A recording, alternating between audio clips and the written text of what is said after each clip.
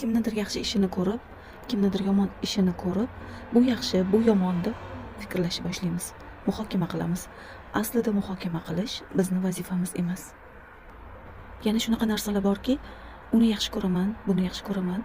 Men shu narsani olmasam bo'lmaydi, buni juda ham yaxshi ko'raman. Men shu insonni juda ham yaxshi ko'raman, men shu insonni yomon ko'raman, chunki menga xalaqit beradi. Men shu insonni yaxshi ko'raman, chunki menga bu yaxshiliklarni qilib qo'ygan deb sanab ko'ramiz. Lekin aslida eng birinchi muhabbatimiz faqat Allohga bo'lishi kerak. Alloh bizga son sanoqsiz juda ko'p yaxshiliklarni berib qo'ygan.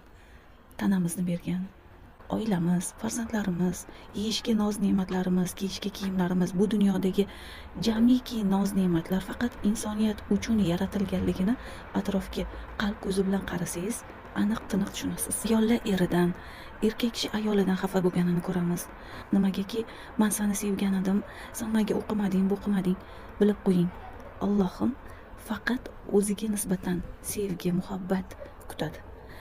Agar Allohdan ustun qo'yib kimnidir, qaysidir insonni birinchi o'ringa qo'ysangiz, demak siz shu odamdan tez kunda xafagarchilikni qabul qilib olasiz.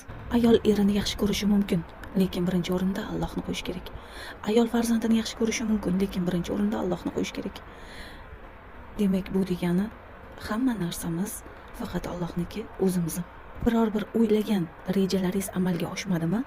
Demak, bu Allohdan. Alloh sizga undan ham zo'rlarini tayyorlab qo'ygan. Yoki mana shu vaziyatlar sababli qiynalib, o'sha narsaga erishishingiz shart emas. Alloh sizga oson yo'l bilan yetkazib keladi.